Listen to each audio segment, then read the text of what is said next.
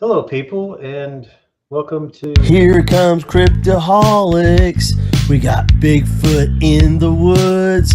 We got aliens in the sky. We got ghosts in the attics. Here comes Cryptoholics. Fighting people. Oh, shit, man. Oh, Timmy boy, he missed last weekend's open invite, which I've heard a lot about from Mr. Tim. Yeah, I bet you have. So, Yeah. and Look. so I'm sitting in a different spot. I had the technical difficulties. I don't know. I don't know if it's the battery. I don't know something wrong with the mouse, but I could not get the computer to work right. So I'm on the phone. I'm on the couch. I'm relaxed. I'm kicking back. So, I'm kind of jealous. well, I mean, And I do appreciate your wall hanging. oh yeah. Yeah, man. Let's see. Hey, look at that. Look at that. That's what I'm Yeah. talking about.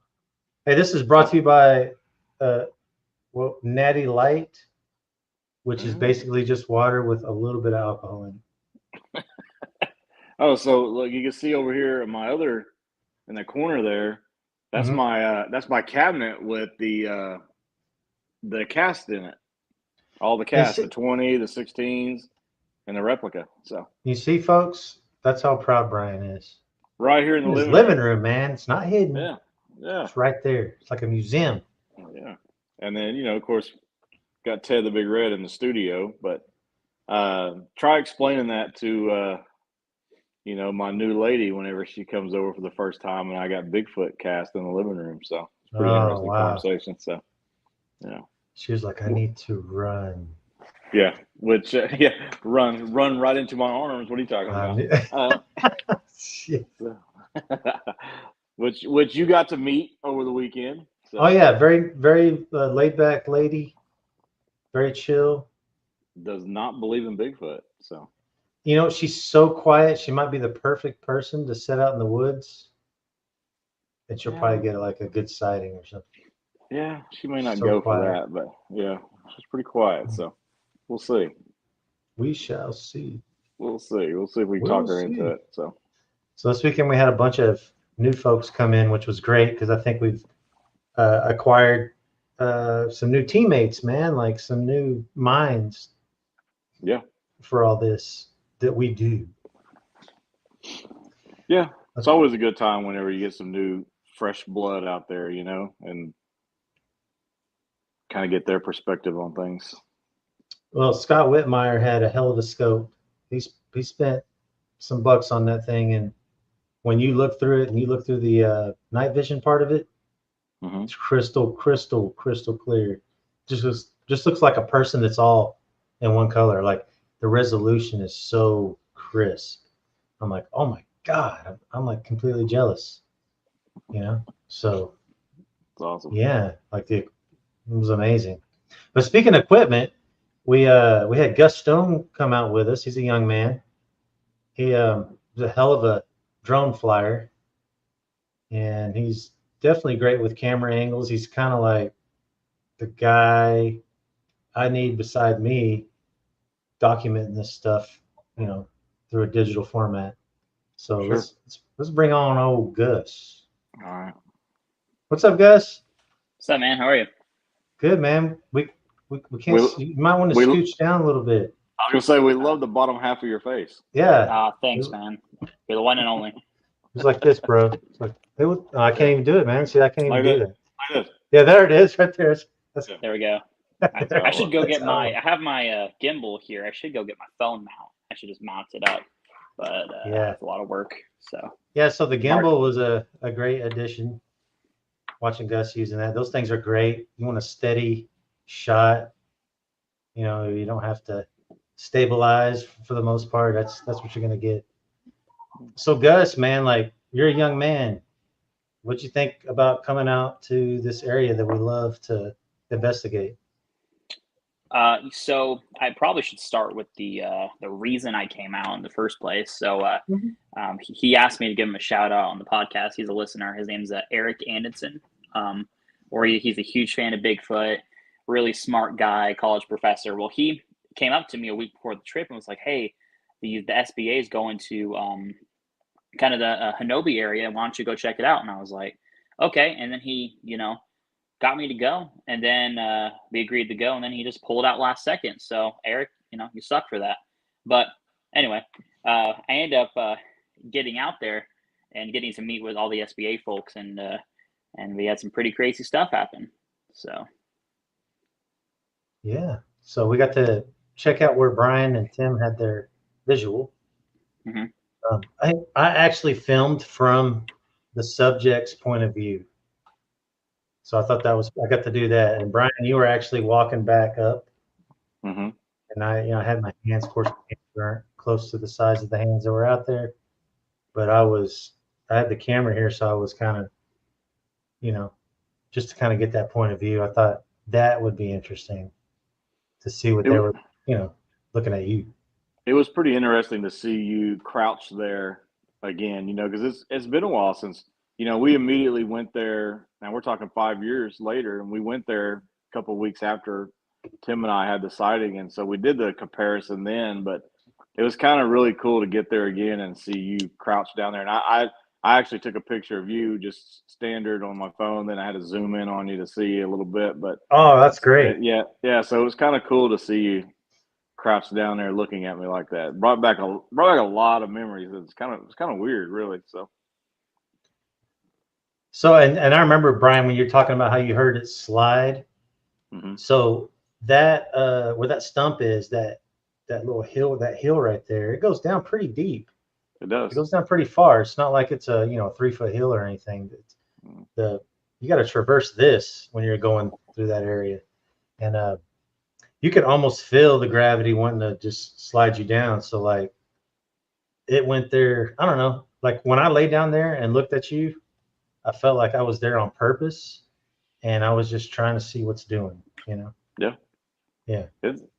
I mean, she, whatever it was definitely in a good spot to observe Tim and I, and also slip away without being seen. And that was key right there for me. So he didn't put himself, and I always just use the word he as a reference, but he didn't put himself in a position where he couldn't get away. You know what I mean? So, Gus, what did you think about that, man? Like when Brian's standing there, you're seeing like the overview of his direct eye line. I mean, it's pretty so cool. Me and Brian actually work in the same place. So often I get to swing by his office, and we get to talk for however long we choose about Bigfoot, because our rules allow that.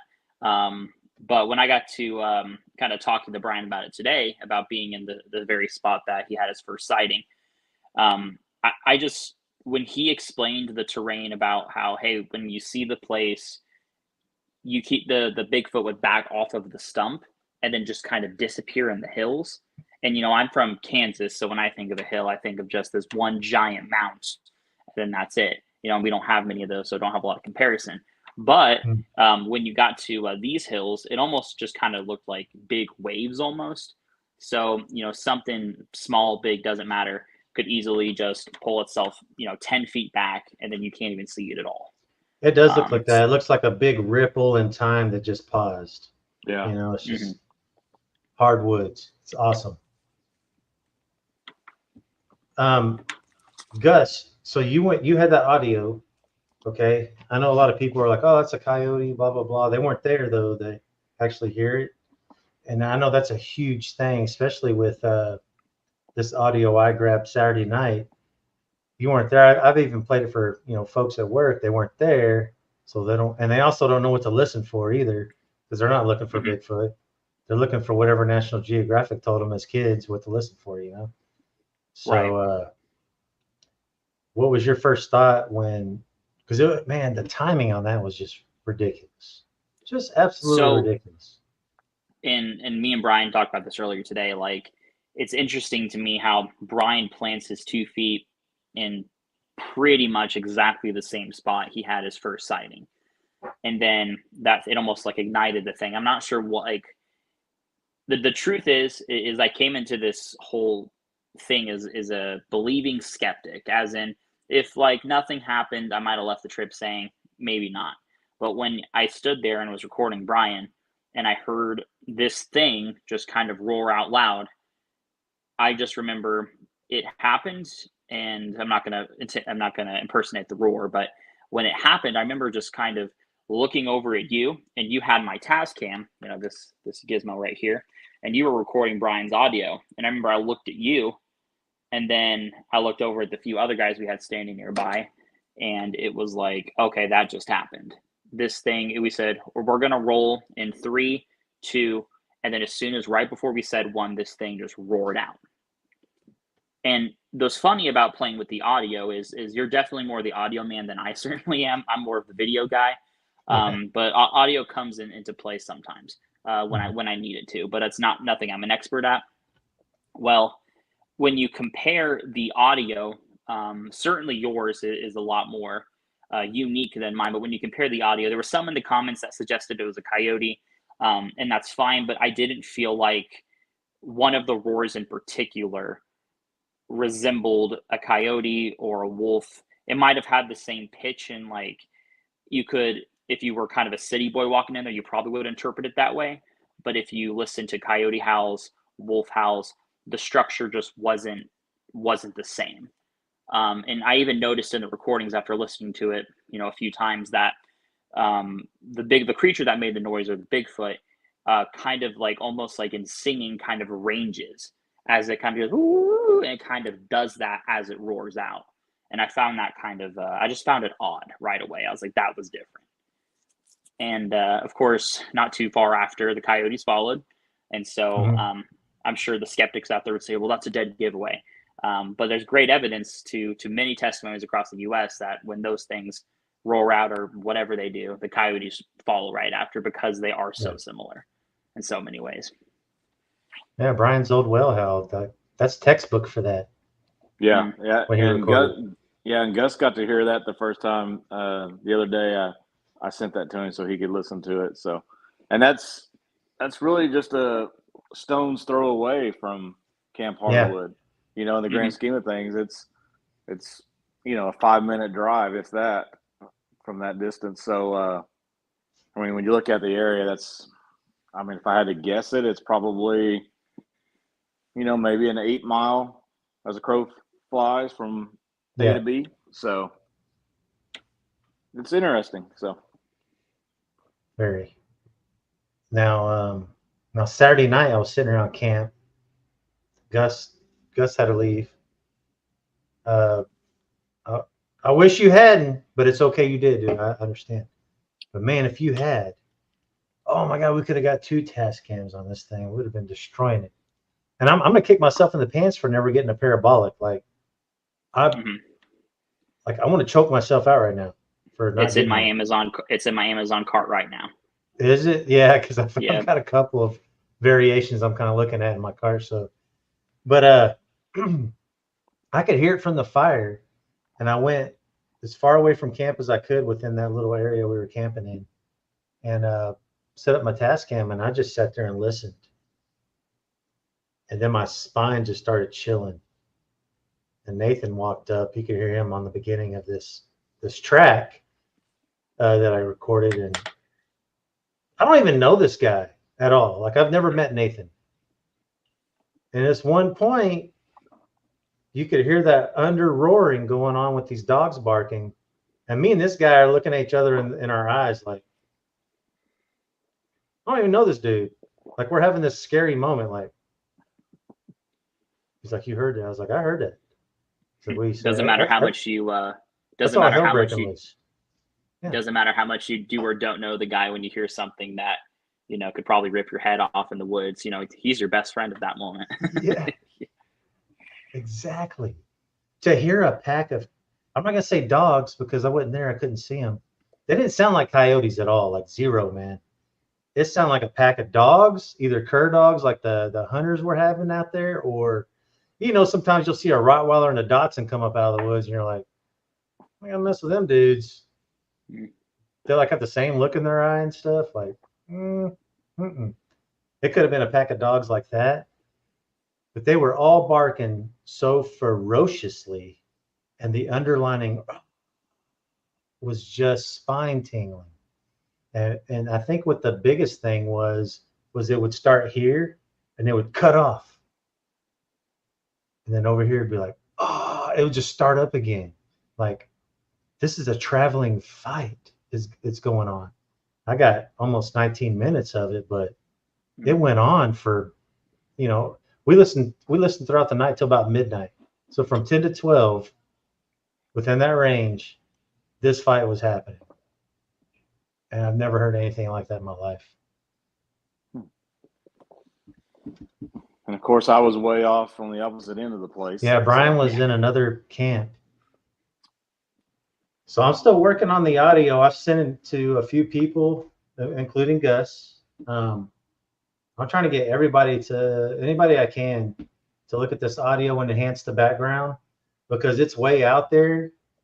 And unless you were there, like listening to it, it's still a device. Tascams are great for recording in a room, and Gus, but a parabolic would have helped. Yeah, what's even more wild about your audio is that, I'll just try to explain the best way I can for the listeners. You'll have your, basically, in layman's terms, like a sound bar in the file that displays the frequency of the sounds and how loud something is.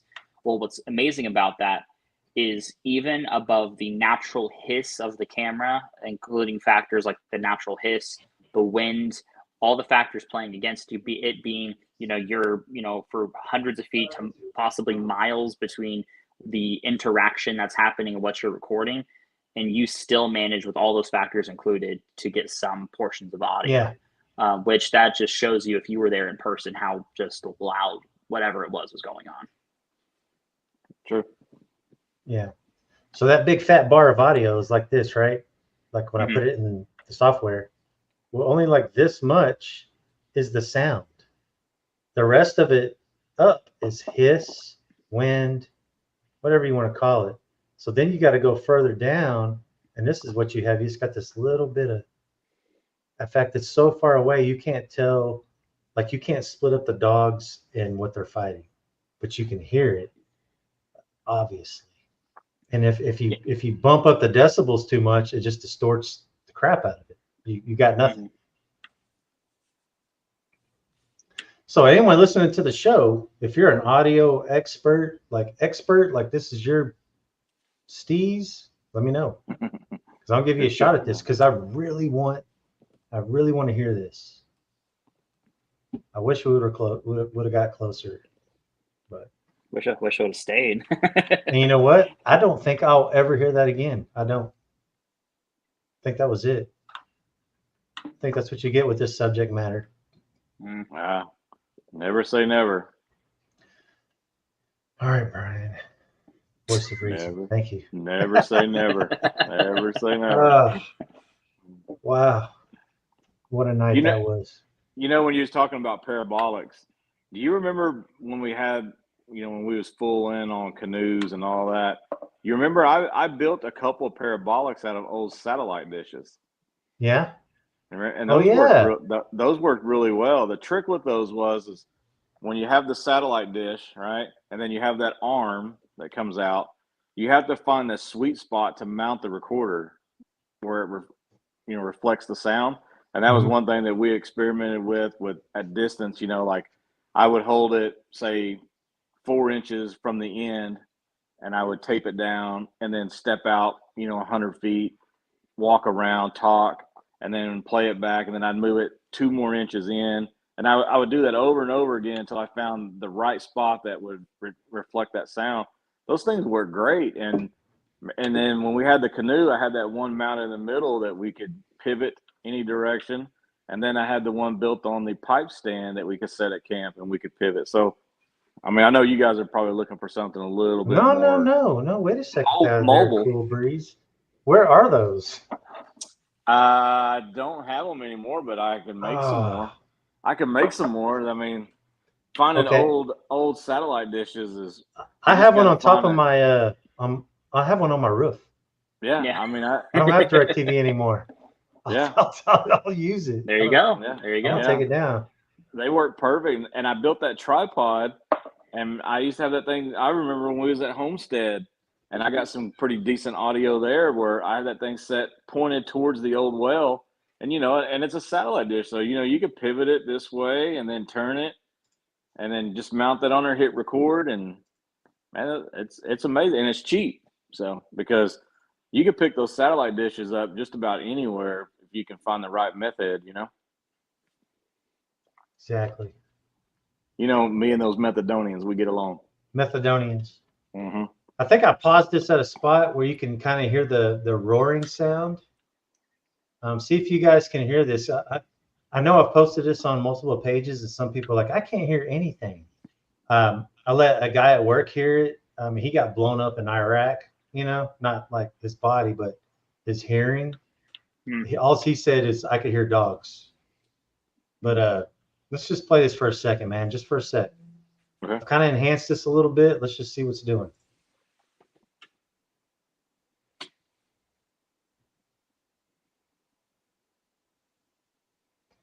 You can hear the dogs.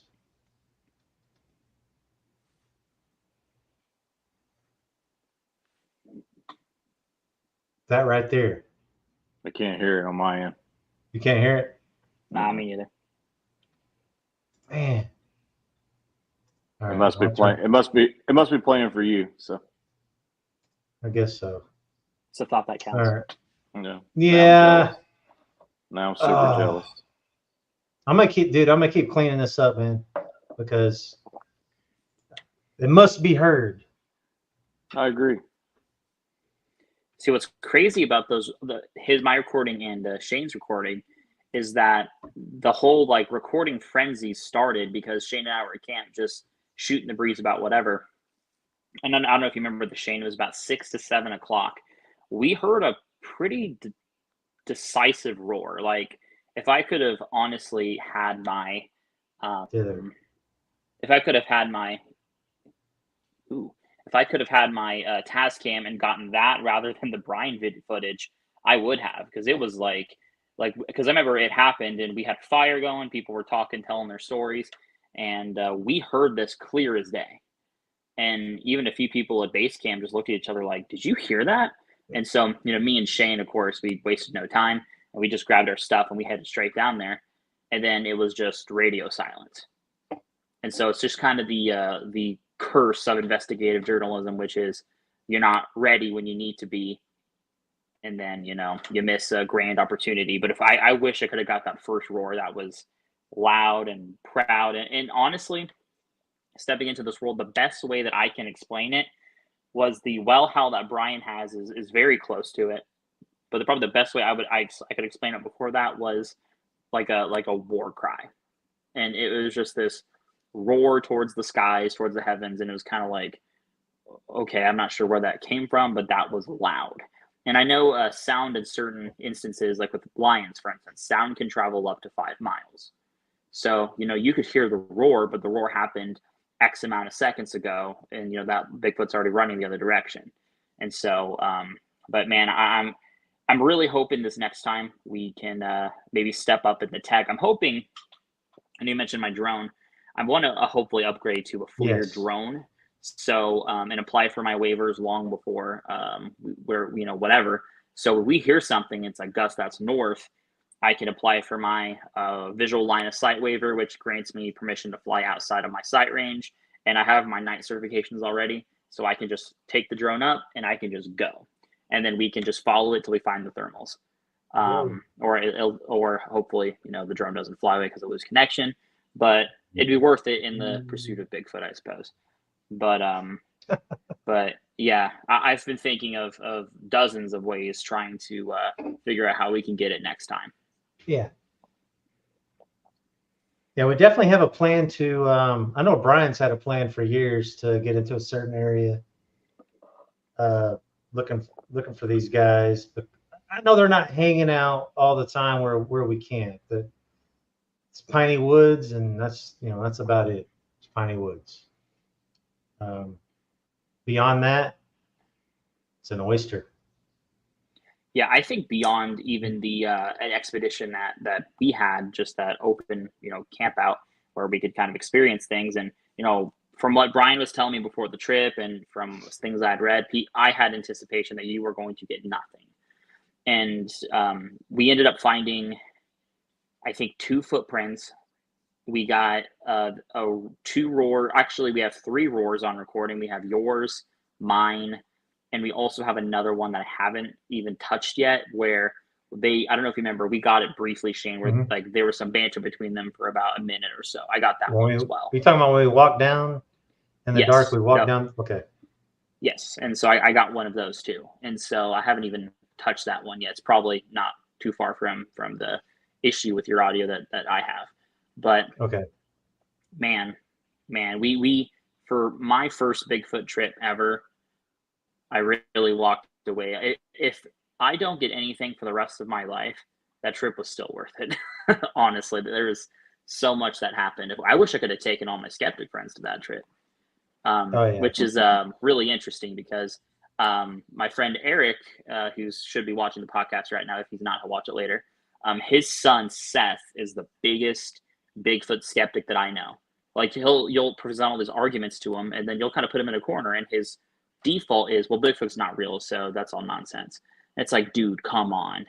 And I ended up putting him in a corner. We talked about the proof, and I was like, there's no great audio clips. And I was like, I have an audio clip like that I did yesterday. He was like, what? So I pulled my SIM card out of my Tascam and we plugged it up into my laptop, and I showed him the audio. The only thing I did to the audio was I increased the gain. And I just made it a little bit Okay. louder.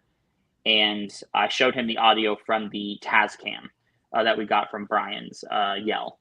And he said he has no idea what to say about that.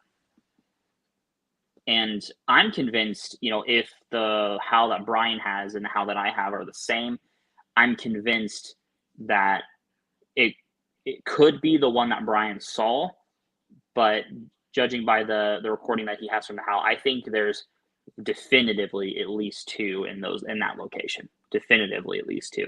Maybe there's more. I know, Shane, you have a theory. It could be about 4, but I'll tell you, I am interested in this subject more than I ever have been. Haven't slept very well since the trip, knowing that you thought there was kind of a weird conversation to it and a bunch of weird people. Then you get there and find out that, oh, half the people that are involved in this conversation have nothing to gain but everything to lose, telling stories about 8 men in the woods that are 8 to 10 feet tall. And, hearing guys with law enforcement backgrounds and people that are paralegals and people that are coming from Texas and Oklahoma. And I think, did we have somebody from Arkansas there? I can't remember. Yeah. Scott is originally from Texas. He was retired Dallas PD. He lives in Arkansas now. Yeah. And so we had people that were a part of the crew that just genuinely wanted to hang out with a bunch of guys and, just talk about whatever.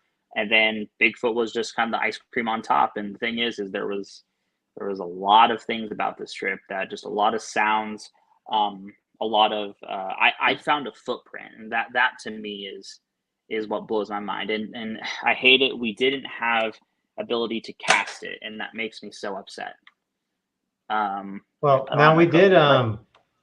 Pat Cherry Holmes, he came out with us, and he just went on a morning stroll, and he found some soft soil, and found, he called us all over there. We kind of looked at it, but it was like one of those juvenile looking prints that kind of looks like the hills like this, and it almost looks like like a V coming up from the hill a little bit, the shape. So we poured it, we cast it. He took it home. I told him to give it a couple of days, let it really cure up. It was kind of moist in the air. Moisture was heavy this weekend, so there was a part that was kind of brittle. I was like, I'd let this thing cure for a while.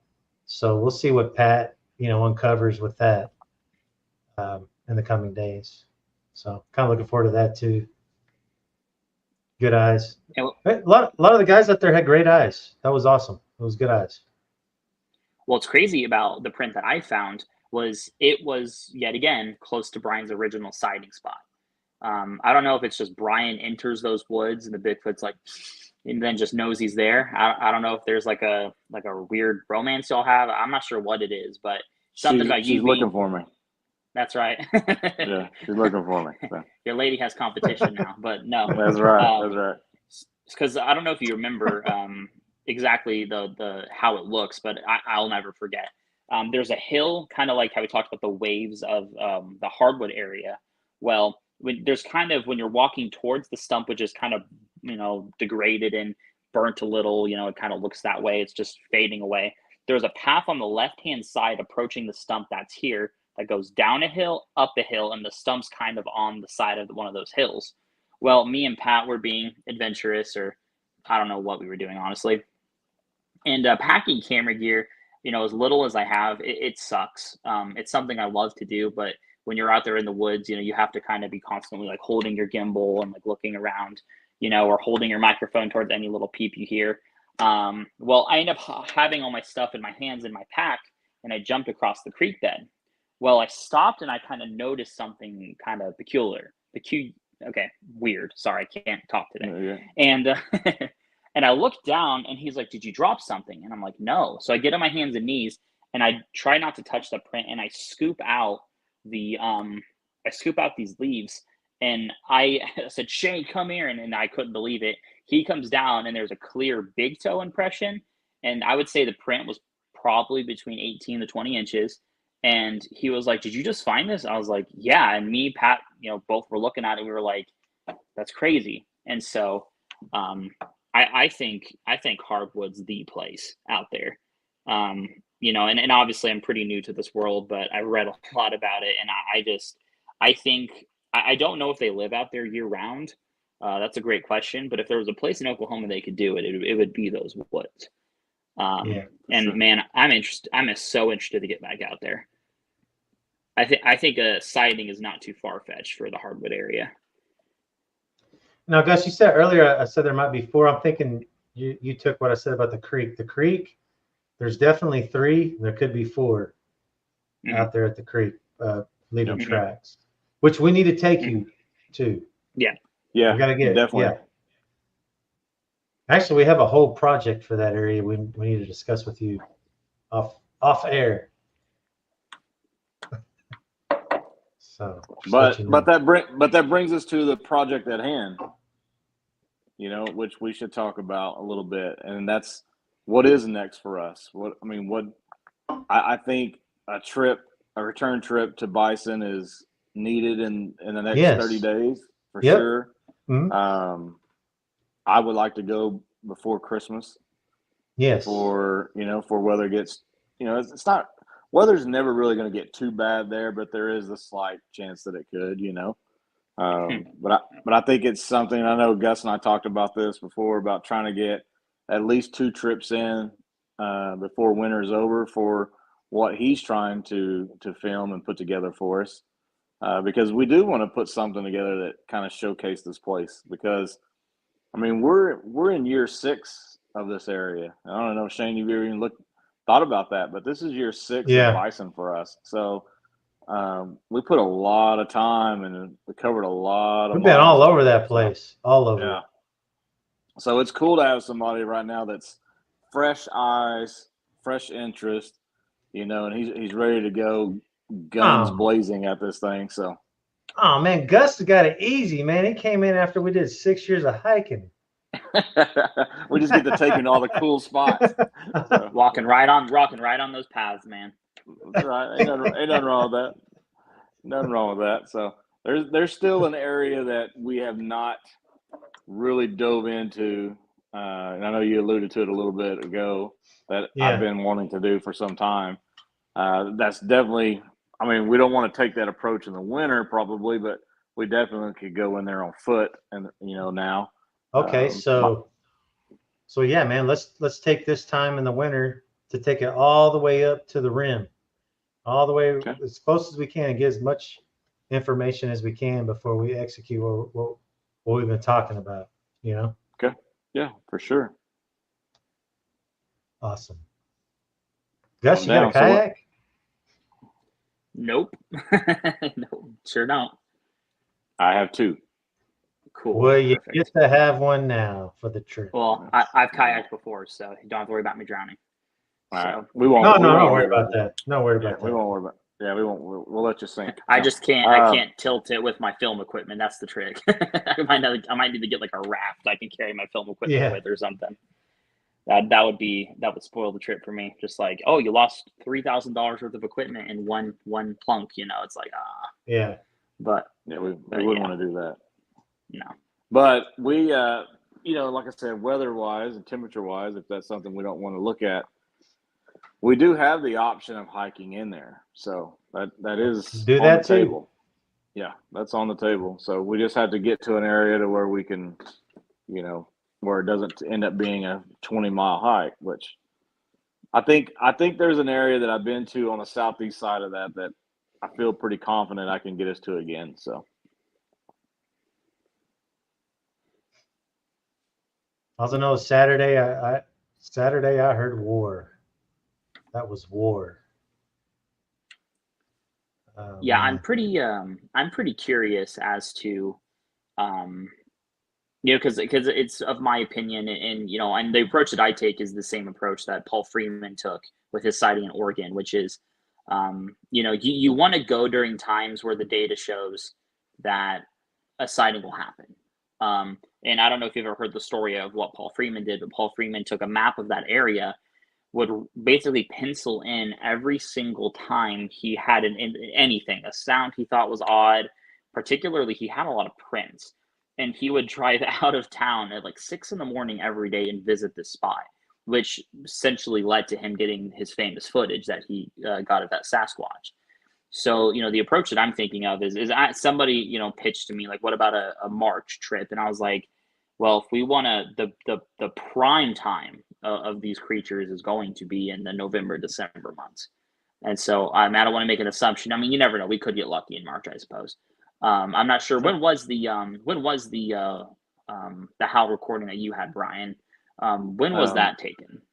It was third week of November, 2017.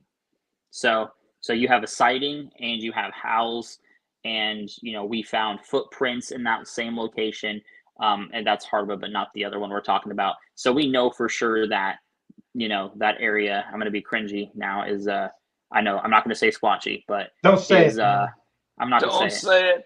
Don't say it.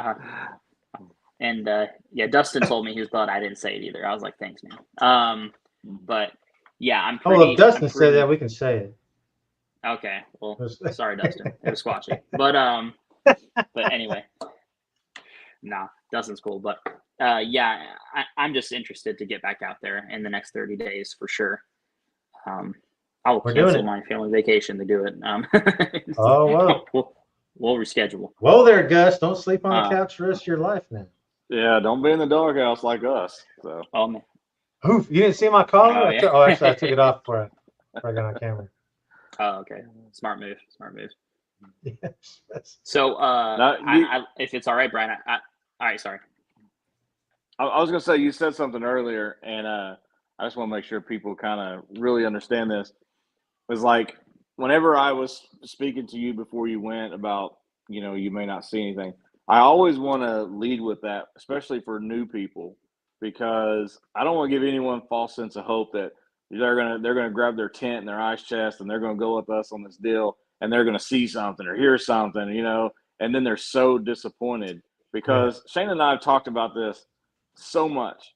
And you take 100 trips and 98 of them are just boring, plain Jane camping trips, hanging out. I mean, we still have a good time. Don't get me wrong. Yeah. We still make the most of it. We still enjoy it. We still love it. But there's no activity. There's nothing. It's just some dudes hanging out in the woods, cracking jokes and relaxing, So it was, I don't want to say you got lucky, but we were very fortunate to have that kind of action for your first trip. And so I don't want you to have this real emotional high and then we go in December and it's flat and you're just like, oh man, Bigfooting sucks. It's so boring, because there's a very good chance that we go and nothing happens at all. So, but then once you're going home, I don't want a Christmas anyway. The Grinch stole my Bigfoot. Yeah, you don't want to do that. So yeah, yeah. I'm definitely very grateful for kind of the things that I heard and reading. What's funny about a lot of the guys who are involved in like I know this is a point of tension between you guys, but whether it's the Patty Gimlin film, or if it's the Paul Freeman film or whatever. Those were monumental in the life of those guys. And the thing is that was likely the only time they ever saw it. So, and I'm of the opinion that, if you see one, you're maybe meant to. And if you don't, perhaps maybe that could be the thing in my life that was the Bigfoot story, for maybe the rest of my life. But now I have a really cool story to tell to my grandchildren one day when I'm old, and they're going to say, Grandpa, you don't know what you're talking about. And then I could say, no, I have recordings. And then I could, tell them they're stupid. But man, are you kidding me, man? Bigfoot will be part of society by then. Yeah, I was gonna say, yeah, you might Probably be your working neighbor with in the one. suburbs. So, yeah. Good morning, Mr. Stone.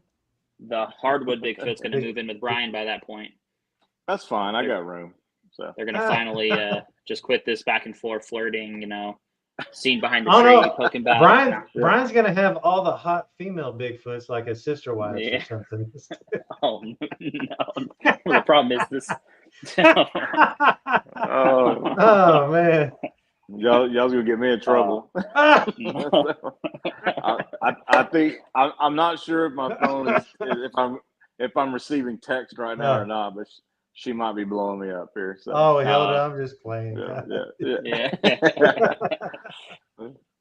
Probably, they can have him. That's all right. So if you'd like to, do you want to roll into kind of what we're planning on doing with all the footage? Sure.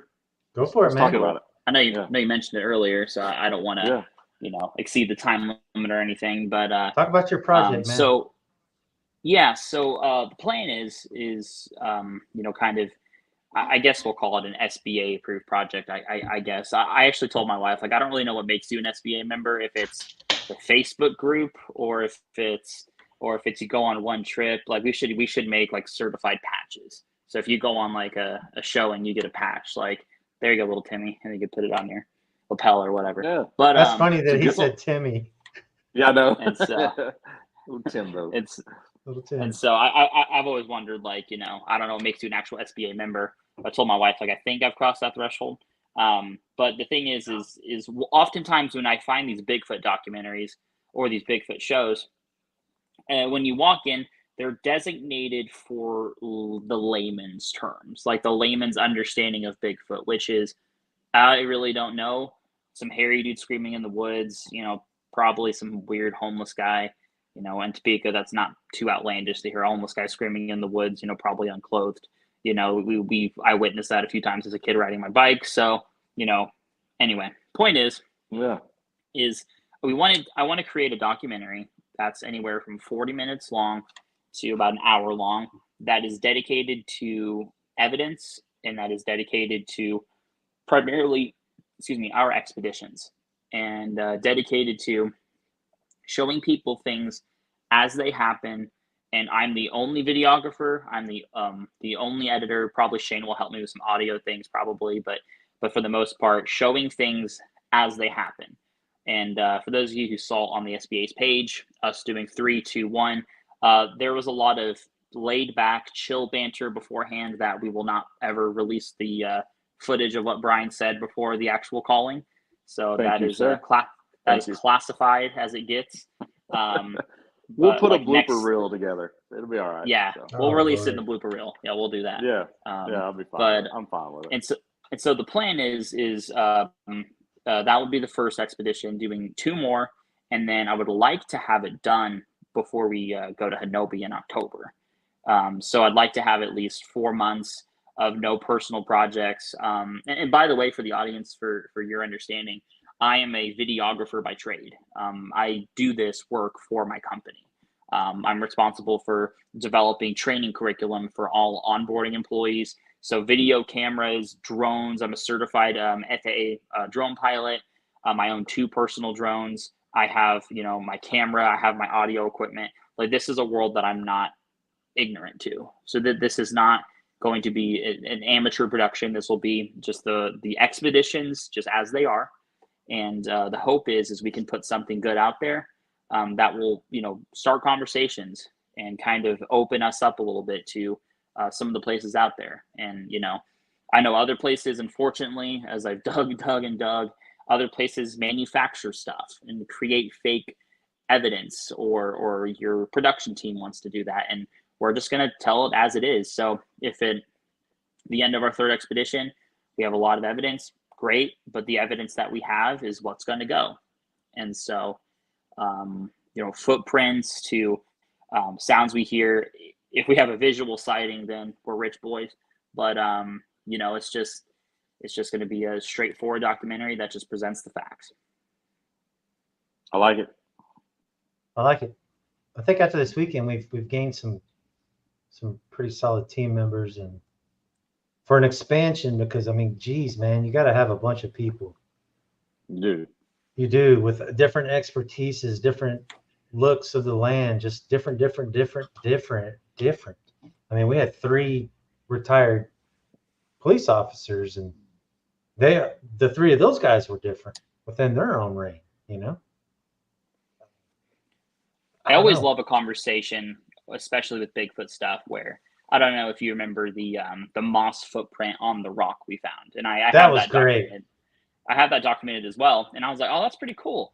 And one guy was like, that's bull crap. I was just like, right, see that?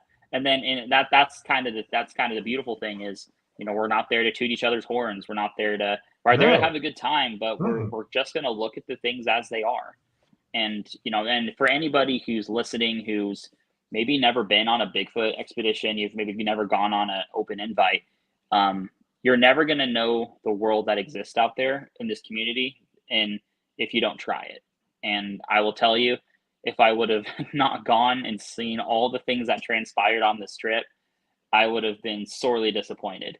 And I'm not saying every time you go, you're going to get something, but I'm saying that for a new person coming in, to get out in the woods and hang around a bunch of guys, because that's our primary demographic, and just get to just really enjoy nature. And then maybe as you look around, find evidence for a Bigfoot. Bigfoots we've been hunting for, I guess at this point, you're the team for 6 years. That's huge. And those are memories like you'll always have with you. I'm 26 years old, and I will never forget what happened, those 3 days we were there. Oh, man, I want to be 26. See, I like. Let's trade for a couple of weeks, Doug. Yeah. Right up to that moment, I like Gus, and then he had. I know. He said he's half our age. I know. Hey, I'm 26, and my body works. How are you guys doing? Yeah, I have no trouble keeping up with you old guys. So yeah, thanks, Gus, for making Gus. us. Yeah, thanks. Yeah. Hey, you guys walk at a humbling pace. It's all right. Yeah, my son is your age, so thanks, buddy. Appreciate that. Keep you humble. Oh man, Gus is good to go, man, in the field. Love this dude. So yeah, I look forward to it, man. I do. I look forward to what we're gonna get, man. We're gonna get it. Oh, okay. Yeah, I was with you. I was with you in spirit.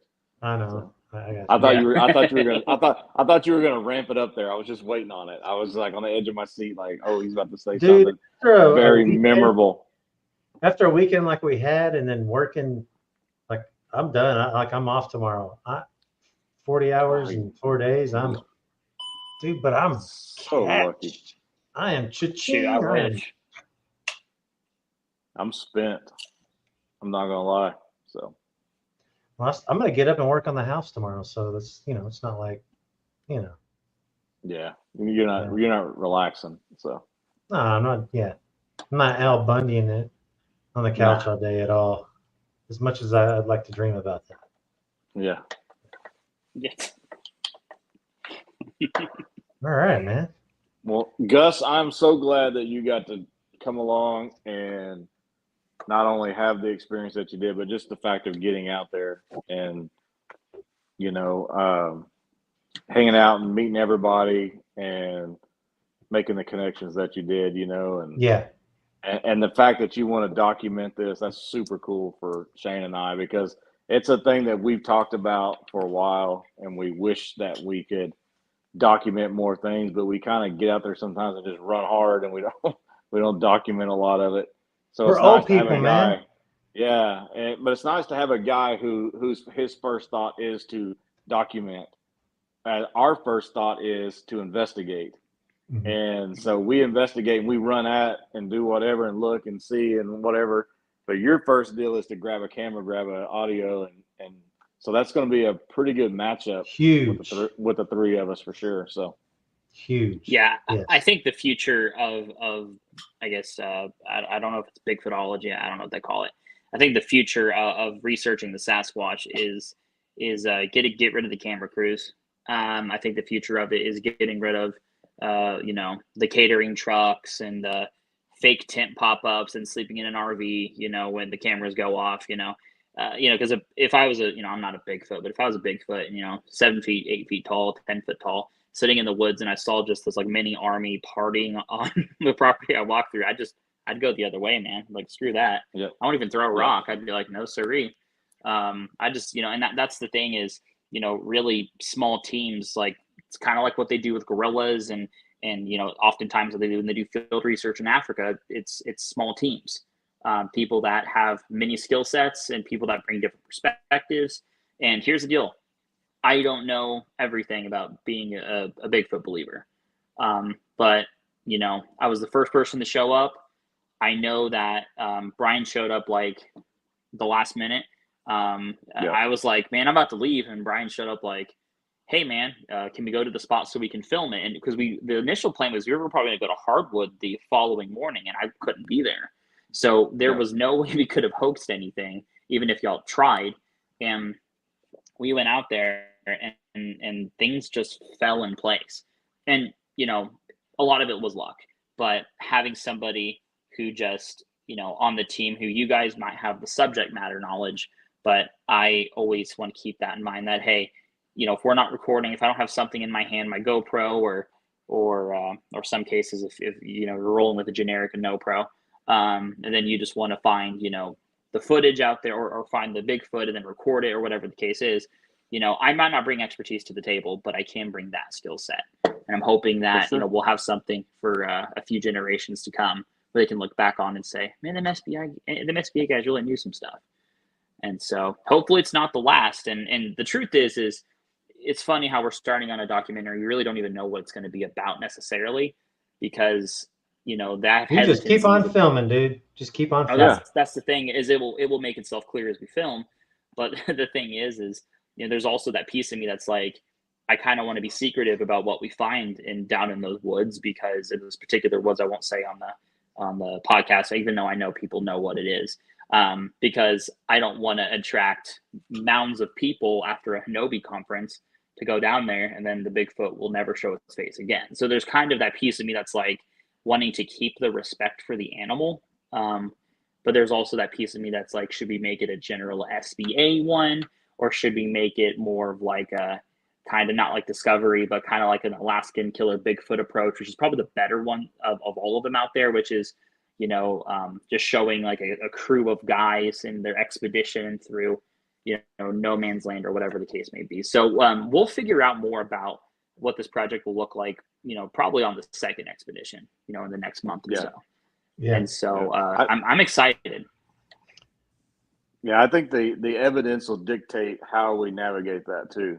If we get more of the same, or it ramps up even more, then the whole dynamic of that'll change a little bit, and we'll gear it that way. But if it stays more about us and our tactics and things like that, then that's so be it.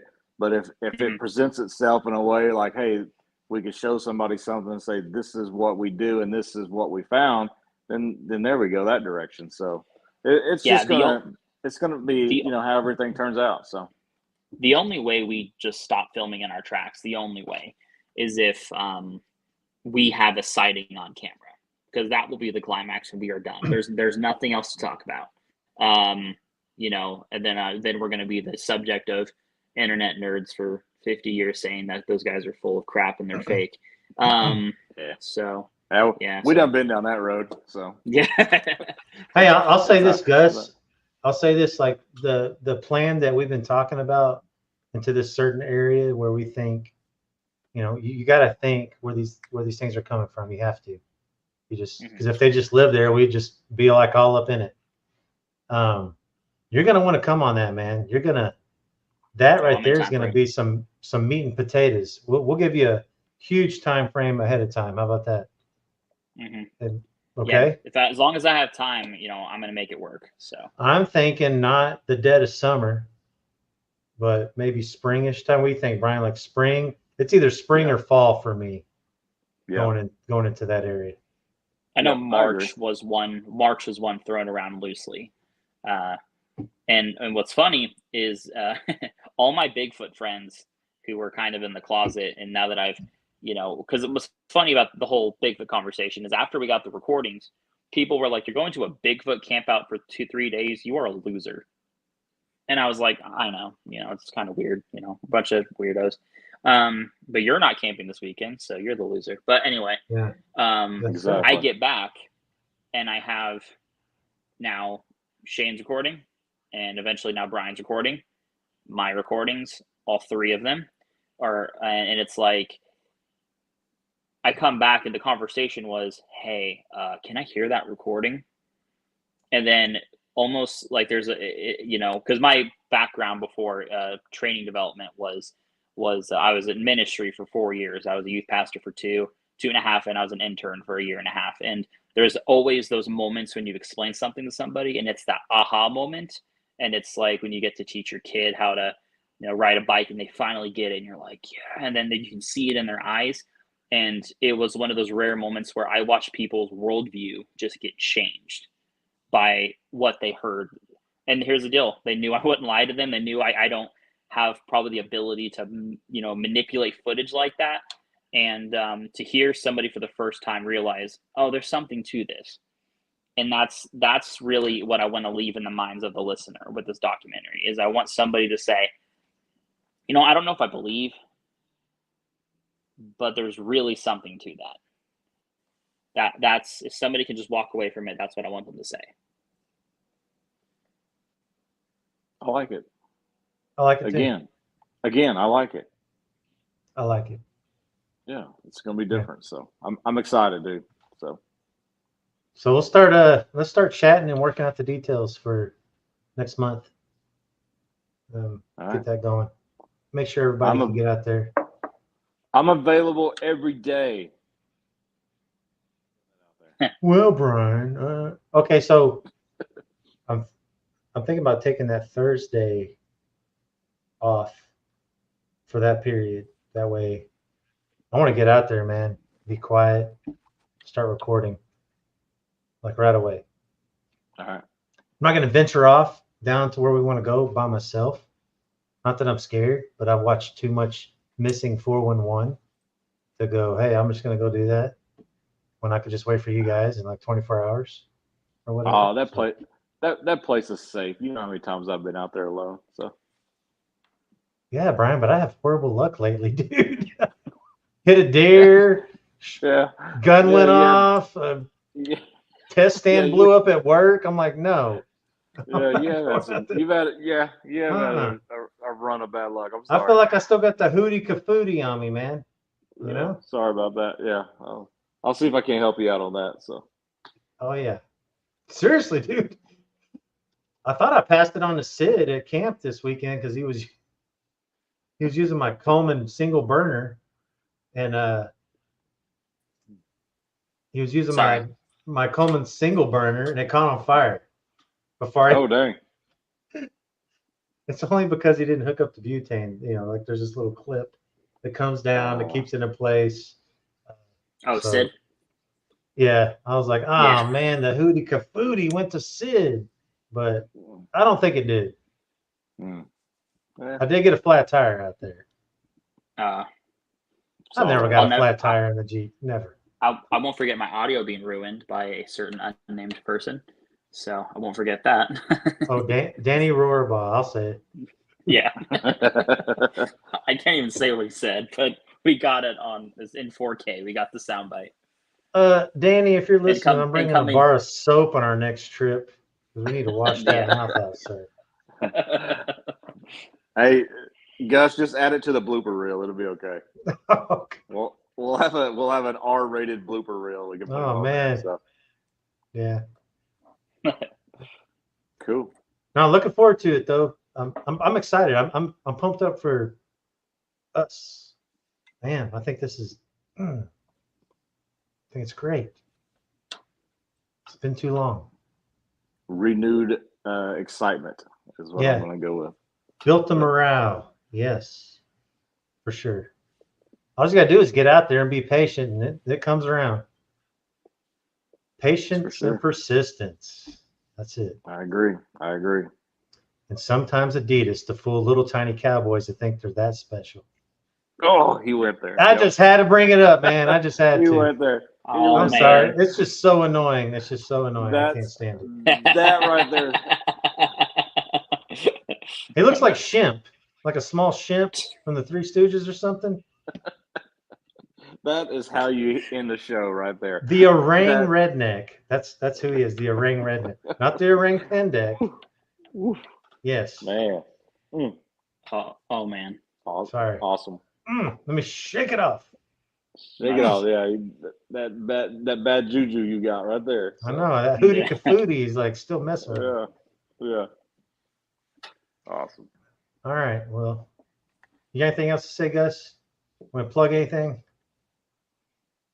Any Let's final see. I words? think I'm good. Just excited for the future. Want to tell everybody how we were walking back up the road and you wish you had a life-size drone so you could attach to it and fly and kick Bigfoot in the face? You remember saying that? I do. I said I wish I had a jetpack. That's what it was, a jetpack. I've drawn up some very loose drone propeller jetpack blueprints.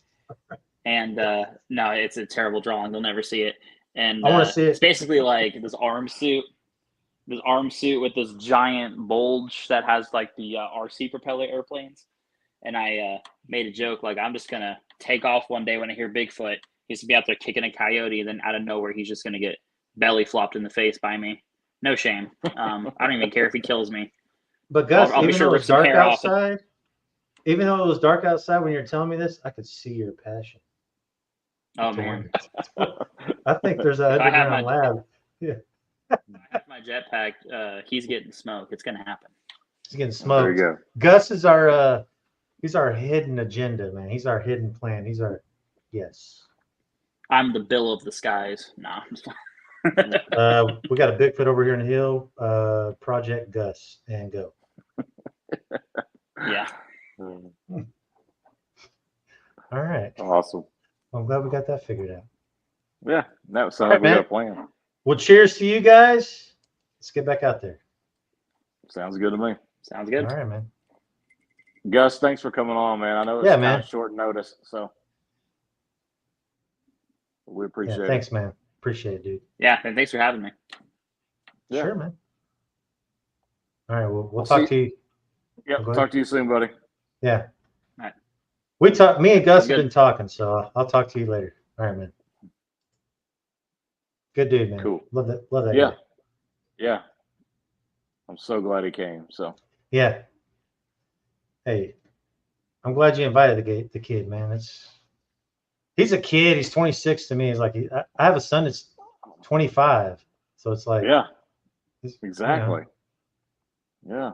Except my son doesn't know how to fly a drone, like at all. Like, Mine zero. would shoot a drone. Mine would shoot the drone down. Oh yeah, he'd blow that shit right out of the sky. Oh my god, Yeah, he would. like this too, like Yeah, exactly.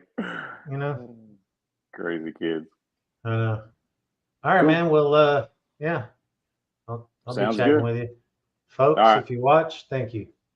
Yeah, appreciate Talk to you everybody. later.